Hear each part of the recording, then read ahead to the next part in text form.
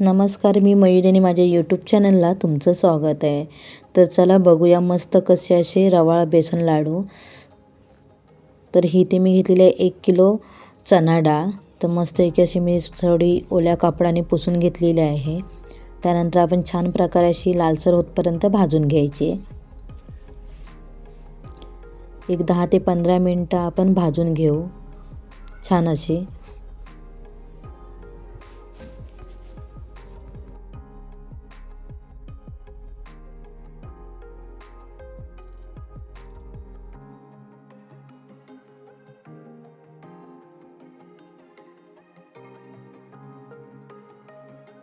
थोडी लालसर होतपर्यंत भाजायची आहे. चांगली जास्त करून करपवायची नाही, म्हणजे काळी करायची नाही तिला. लालसर कलर येतपर्यंत भाजायची.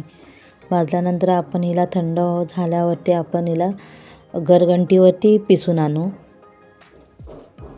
मी चक्कीमध्ये देत नाही, कारण त्याच्यामध्ये 1 किलो असेल तर कुठेतरी 100 ग्रॅम किंवा असं कमी जास्त होतं पीठ. 1 किलो पूर्ण येत नाही. हे बघा छान प्रकारे थंड झालेली आहे.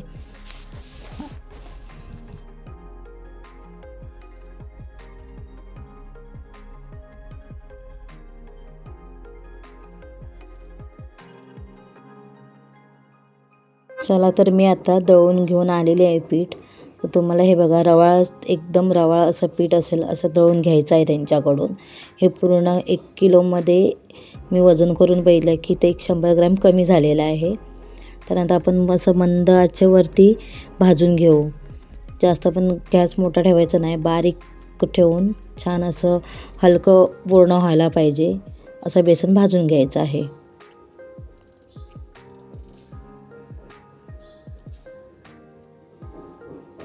छान भाजून झाल्यावरती आपण याच्यामध्ये घी घालूया.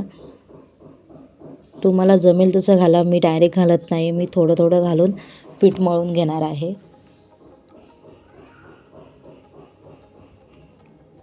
हे बघा छान असं थोडं फिरवून घ्यायचं, आपल्याला जमेल तसं.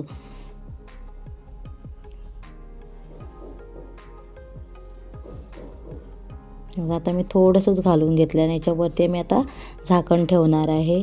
एक 15 ते 20 मिनटं थंड झाल्याच्या नंतर आपण हे मळायला घेऊ. हे बघा आता याच्यामध्ये मी एका परातीमध्ये काढून घेते. माझं हे बघा सुटसुटीतच आहे, मी जास्त घी टाकलेलं नाही. मी आता हळूहळू मळून घेणार आहे.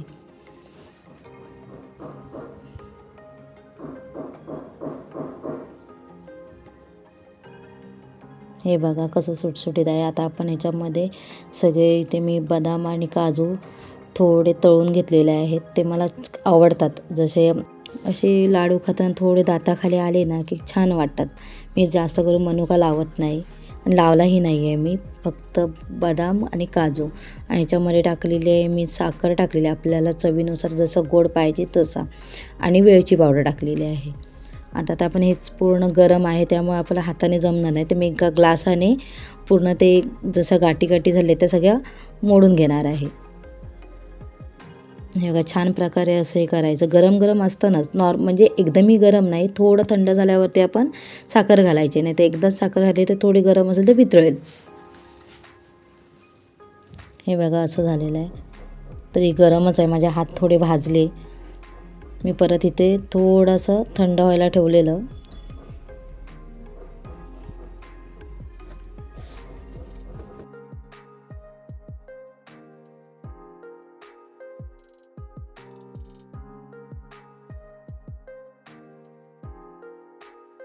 त्यानंतर मी इथे पळीतासुद्धा घेतला, कारण खूपच गरम होतं.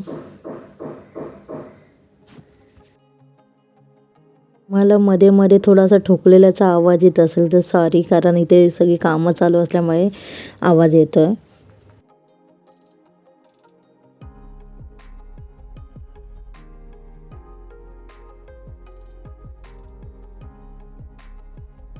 हे बघा थोडंसं छान असं थंड झालेलं आहे. तर आपण इथे आता हळूहळू लाडू बघूया वळून. तर आता इथे मी थोडंसं हातामध्ये घेऊन लाडू वळते. तर हे बघा इथे झालेलं आहे लाडू, म्हणजे पूर्ण हातामध्ये येतो आहे, असं फुटत वगैरे नाही, काय नाही. आता आपल्याला छान प्रकारे घोळून घ्यायचा. हे बघा असं झालं घोळल्याच्या नंतर त्याला बरोबर असं तूप सुटतं.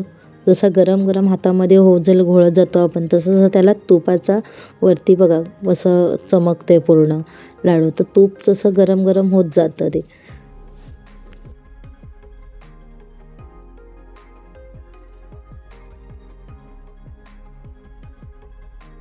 चला तर असे मी सगळे लाडू बांधून घेते आणि तुम्हाला लास्टला मी दाखवते पूर्ण लाडू बांधून झालेले आहेत माझे.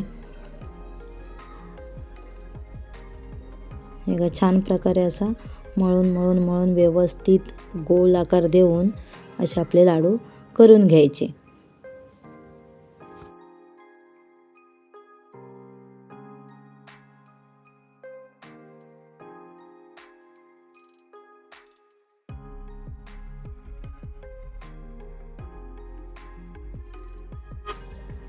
बघा कसा गोल झालेला आहे आणि त्याला तूपही सुटलेला आहे. जसा गरम असतो ना त्या वळले की छान येतात.